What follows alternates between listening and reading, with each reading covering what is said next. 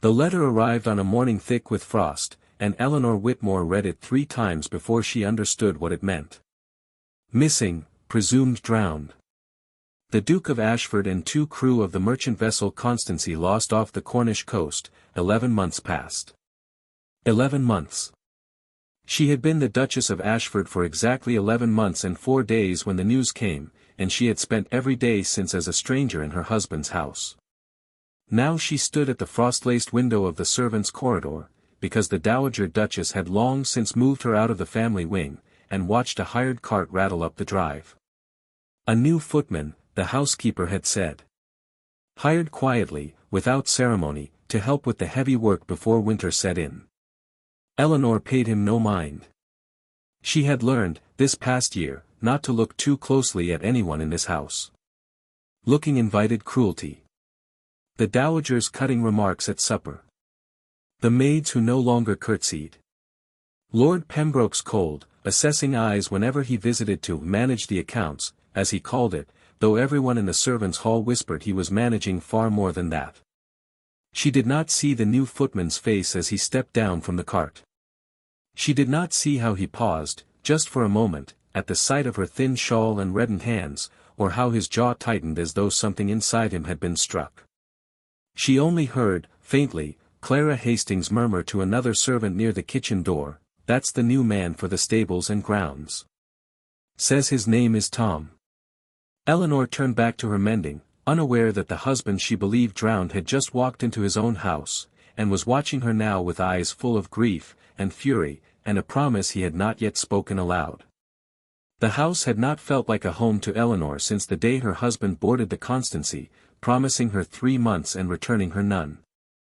Ashford Hall was grand in the way that swallowed people whole, long galleries hung with generations of unsmiling ancestors, a staff of 40 who had known the family longer than Eleanor had been alive, and a Dowager Duchess who had never once, in 11 months, called her by name. Girl. That woman. His mistake. These were the words Eleanor had grown used to answering to. She had married the Duke in a small, hurried ceremony before his departure, a match born of genuine love on both sides, though no one in his family had believed it possible that the young Duke of Ashford would choose a merchant's daughter over the titled heiresses paraded before him for years.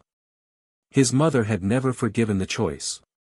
And when word came that his ship was lost, the Dowager had made her feelings plain. Eleanor's claim to the house, the title, even her own bedroom in the family wing, dissolved along with her husband's fate. Lord Pembroke, the Duke's second cousin and longtime steward of the estate's affairs, had been quick to agree. Without a body, without proof of a living heir, he told the Dowager within earshot of the servants, the girl has no true claim here at all. Better she understand her position before matters grow complicated. Eleanor had not fought it. Grief left no room for fighting. She moved to the smaller rooms near the servants' stair without protest, took her meals apart from the family when bidden, and told herself this was simply what mourning looked like, even if mourning, in this house, wore the shape of cruelty. It was into this quiet, worn-down world that the new groundsman arrived. He gave his name as Tom and little else. Clara Hastings, the housekeeper, said he'd come recommended by an agency in Whitby, strong-backed and willing, exactly what the grounds needed before winter. He kept to the stables and the kitchen garden, spoke rarely, and never met anyone's eyes for longer than courtesy required, except, Eleanor would later realize, hers. She noticed him only in passing that first week. A tall man, dark-haired, moving with an ease that seemed almost out of place among the other hired hands, as though physical labor were a costume rather than a life. She thought nothing of it. She had stopped thinking much of anything beyond survival. She did not know that the man raking leaves beneath her window had once carried her across the threshold of this very house as his bride, and had crossed an ocean of grief and fury to return to it in secret, disguised as nothing at all. The days that followed unsettled Eleanor in ways she could not name. The new groundsman, Tom, kept his head down and his collar high, and yet she found herself aware of him constantly, the way he lingered near the stable door when Lord Pembroke's carriage arrived, watching with an attention no servant ought to spare for a steward's business. The way he seemed, twice now, to appear in a corridor just as the Dowager Duchess raised her voice at Eleanor over some trivial fault, a teacup misplaced, a shawl deemed too plain for a lady who no longer deserved to call herself one. "You forget yourself, girl," the Dowager had said only that morning, loud enough for the whole breakfast room to hear. "You were never fit to wear his name. A merchant's daughter, dressed up in borrowed rank. Thank heaven he is not alive to see what a mistake he made." Eleanor had said nothing. She never did any more.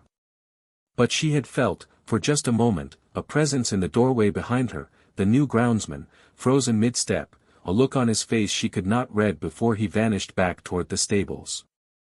It was Clara Hastings who first voiced what Eleanor had refused to consider.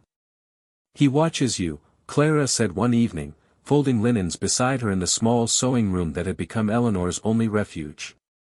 "Tom. Not the way men watch a pretty face. The way a man watches something he's afraid to lose. Don't be foolish, Clara. He's a servant. I'm nothing to anyone in this house." "You're the Duchess," Clara said firmly, lowering her voice. "Whatever her grace says. And I'll tell you something else that's been nagging at me, Lord Pembroke's been meeting with a man from the shipping office. Twice this month. Quiet like, in the study, doors locked." Eleanor's hands stilled over the mending. "The shipping office. The Constancy's owners. The very same.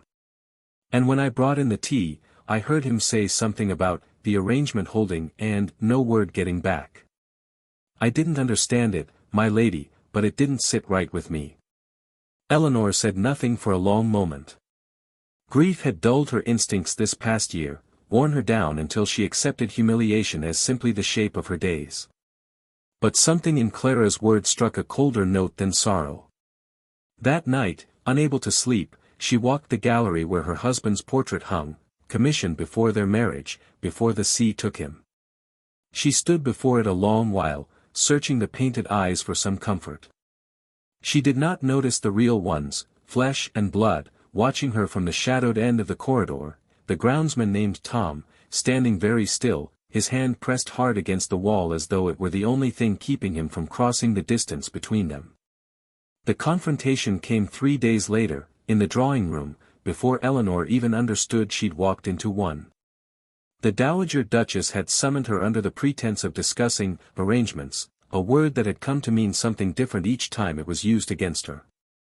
Lord Pembroke stood by the fireplace, a folded document in his gloved hand, his expression arranged into practiced sympathy. "Lady Whitmore," he began, "not Duchess, never Duchess anymore, it has come time to formalize your position here. Given the length of time since the Duke's disappearance, and given the absence of any legal proof of your marriage beyond a private ceremony with no surviving witnesses." "There were witnesses," Eleanor said quietly. "The vicar. 2 of the staff. The vicar has since passed. The staff in question left service some months ago and cannot be located." Pembroke's mouth curved, thin and satisfied. "It is a difficult truth, my lady, but without proof, and without an heir, your claim to this house, to the name, cannot stand. Her Grace has generously agreed to see you settled with a small allowance, provided you vacate the premises by month's end." The Dowager did not look at her. She stared instead at the fire, her jaw set in the same cold satisfaction she had worn for 11 months. Eleanor felt the room narrow around her, felt the old, familiar instinct to simply accept it, to bow her head and disappear the way she had been disappearing, piece by piece, since the day the letter came. But something in Pembroke's easy confidence, the practiced cruelty of it, snagged at the doubt Clara had planted in her days before. Meetings with the shipping office. No word getting back. Who arranged the Constancy's voyage, she asked suddenly. Pembroke's smile faltered, barely, but Eleanor caught it. "I hardly see what bearing." "Who arranged it, Lord Pembroke?" It was then that the drawing-room door opened without announcement, and the groundsman called Tom stepped inside, still in his work clothes, dirt on his boots, his dark eyes fixed not on the Dowager, not on Pembroke, but on Eleanor. "I did," he said. "I arranged the Constancy's voyage myself, because I commissioned the ship. And I can tell you exactly who paid her captain to sail 3 days early, without her registered crew, into waters he'd been warned to avoid." The dowager rose so fast her chair scraped the floor. "How dare a servant address?" "I am not a servant, mother." The words landed like a struck bell. Eleanor turned fully toward him for the first time, really looked, past the borrowed coat, the weathered hands, the beard he'd grown at sea and never shaved since, and felt the floor tilt beneath her. That was the moment everything changed. "Edmund," she whispered. The Duke of Ashford crossed the room in 3 strides and took his wife's trembling hands in his own, his eyes never leaving her face, 11 months of grief and fury and love breaking open at once. "I am so sorry," he said. "I am so sorry it took me this long to come home." Behind them, Lord Pembroke had gone the color of old ash, and the Dowager Duchess stood frozen, one hand pressed to her mouth, as the folded document slipped from Pembroke's glove and fell, forgotten, to the floor. For a long moment, no one in the drawing-room moved. Then Lord Pembroke recovered himself, snatching the fallen document from the floor as though it might yet save him. "This is absurd. A trick, a vagrant claiming a dead man's face to swindle his way into a fortune. Your Grace, surely you cannot believe." "I know my own son," the dowager said, but her voice had lost its certainty. She stared at Edmund as though seeing a ghost she had willed into being, searching his weathered face for the boy she had raised and finding him changed almost beyond recognition. "Edmund. Is it truly you?" "It is, mother." His voice was steady, though his hand had not released Eleanor's. "I have been standing in your house for a fortnight, wearing another man's name, watching how you treat my wife when you believed there was no one left to see it." The dowager flinched as though struck. "I watched you call her girl. I watched you strip her of her rooms, her place at table, her very name. I watched Lord Pembroke maneuver to have her cast out with a document built on lies, witnesses conveniently vanished, a vicar conveniently dead. And I said nothing, because I needed to know the truth of what happened to me at sea, and I suspected the answer stood in this very room." Pembroke's composure cracked further. "You cannot prove." "I can." Edmund's gaze turned to the doorway, where Clara Hastings now stood, and beside her, a weathered man in a sailor's coat Eleanor had never seen before, gaunt, sun-browned, leaning on a cane. "This is Josiah Kemp, boatswain of the Constancy. Believed drowned alongside me. He did not drown. He was pulled from the wreck by a fishing vessel out of Whitby and has spent 11 months recovering his strength in a cottage on the coast, afraid to come forward." "Afraid of what?" the dowager breathed. Josiah stepped forward, his voice rough with disuse. "Afraid of him, your Grace." He nodded toward Pembroke. "It was his lordship who paid our captain to alter course, into waters he knew carried wreck risk this time of year. I heard the arrangement myself, the night before we sailed, a payment for delay, for silence, for a ship that was never meant to come home whole."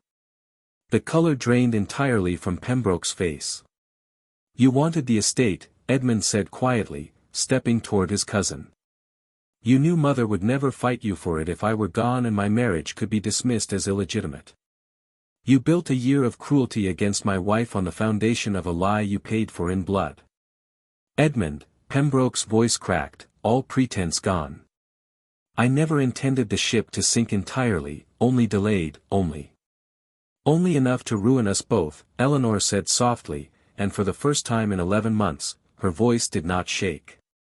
The dowager sank slowly into her chair, her hand still pressed to her mouth, staring at the son she had thought dead and the daughter-in-law she had spent a year destroying. Everything might have ended in that room, Pembroke exposed, the truth laid bare, had he not lunged, in his desperation, for the one thing left to salvage, escape. He struck Josiah Kemp aside with surprising violence, sending the frail sailor stumbling into a side table, and made for the drawing-room door, shoving past Clara Hastings hard enough that she cried out. Edmund released Eleanor's hands and went after him, but Pembroke was already through the hall, through the front entrance, into the grey afternoon toward the stables, toward a horse, toward the roads that might carry him beyond the reach of law or family both. For a terrible moment, it seemed he might succeed. 11 months of careful scheming did not unravel easily, and a man with nothing left to lose moves faster than one weighing consequence. Eleanor felt the old despair rise in her chest, the same hopelessness that had carried her through this past year, the sense that cruelty always found a way to win, that truth arrived too late to matter. If Pembroke escaped, would any of it be provable? Josiah was a broken man, easily discredited. The Dowager might yet retreat into denial to protect the family name. And Edmund, returned to her only an hour ago, might be lost again to a pursuit that could end as badly as the sea had nearly ended him the first time. "Edmund, don't," she called after him, fear closing her throat, but he was already gone through the door. The minutes that followed were the longest of her life. She stood in the cold entrance hall with Clara's arm around her shoulders, with Josiah nursing a bruised arm by the fire, with the Dowager silent and ashen in her chair, and waited for she knew not what, her husband's return, or news that he, too, had been lost to Pembroke's desperation. When hoofbeats finally sounded in the courtyard, Eleanor's heart seized before she even reached the window. But it was Edmund who dismounted, breathing hard, his coat torn at the shoulder, and behind him, 2 of the estate's grooms leading a second horse, upon which Lord Pembroke sat slumped and defeated, hands bound with a length of harness leather, his earlier confidence entirely extinguished. "He didn't get far," Edmund said grimly, striding back into the hall. "The magistrate at Whitby will want Kemp's testimony, and mine, and I dare say Pembroke will have a great deal more to confess once he understands silence will serve him no longer." Eleanor's knees nearly gave beneath her, relief crashing through the fear all at once. Edmund caught her before she could fall, drawing her into arms that had crossed an ocean and a year of grief to return to her. "I thought I might lose you again," she whispered against his chest. "Never again," he said fiercely, pressing his lips to her hair. "Not to the sea, not to Pembroke, not to anyone. I am done disappearing, Eleanor. I am done letting anyone tell you that you are not exactly who you are, my wife, my Duchess, the truest thing I have left in this world." Behind them, the Dowager Duchess rose unsteadily from her chair, tears finally breaking through 11 months of cold denial, and for the first time since Eleanor had entered this house, she did not know what would come next, only that the worst of it, at last, was over. The magistrate's inquiry took only a fortnight to confirm what Josiah Kemp had witnessed. Lord Pembroke's confession, once given, unravelled the whole conspiracy, and he was removed from Ashford Hall in disgrace, his claim to the family's trust and fortune stripped entirely. The Dowager Duchess never fully forgave herself, but she spent the following months trying, restoring Eleanor's rooms in the family wing with her own hands, learning, slowly, to say Duchess and mean it. By spring, Ashford Hall had become, for the first time in Eleanor's memory of it, a place that felt like home. She and Edmund walked the grounds together each evening, past the stables where a groundsman named Tom had once watched her in silence, now simply husband and wife, bound by truth instead of secrets. "Do you think she'll ever truly change?" Eleanor asked one evening, watching the Dowager tend roses below. Edmund only tightened his hand around hers. "She has time to try. We both do. What would you have done in her place?"